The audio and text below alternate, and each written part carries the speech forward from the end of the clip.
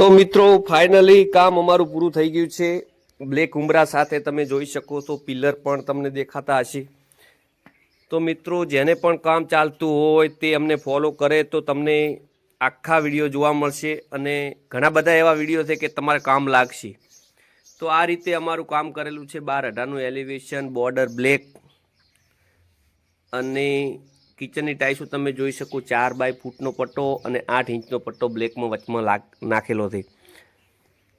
તો મિત્રો kitchen L આકાર, કુંડું ખૂણામાં અને બાજુમાં જે બીજું મકાન બનાવ્યું છે એમાં તમને કુંડું સાઈડમાં જોવા મળશે। મિત્રો પાર્કિંગ ટાઇલ્સ પાછળનો ભાગ, સંડાસ બાથરૂમ પાછળ પણ છે।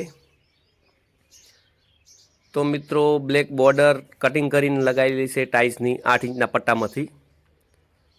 અને બાજુનું મકાન હું તમને બતાવું તો એની અંદર પણ એનું જ કોપીરાઇટ છે। 2 પિલર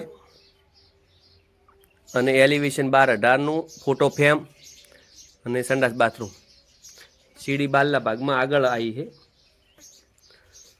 અને 4 mmની એપોક્સીની જગ્યા રાખવી મિત્રો, ઘણી મોટી જગ્યા રાખવી નહીં। અને એની કોપીરાઇટ રૂમો પણ આની અંદર એફ ઘોડો બનાવેલો છે મિત્રો। અને કિચન એના જ પ્રકારનું પણ કુંડું સાઈડમાં। ઘણા મિત્રોની કોમેન્ટ હોય છે કે કુંડું ખૂણામાં ના મૂકવું, પણ મિત્રો આની અંદર વાસણ ઘસવાના હોતા નથી। આ તો 2 વાસણ ધોવાનું હોય ખાલી, એના બદલેનું કુંડું અલગ આવે ને કિચને પણ હજી ઓનાથી હેવી આવે।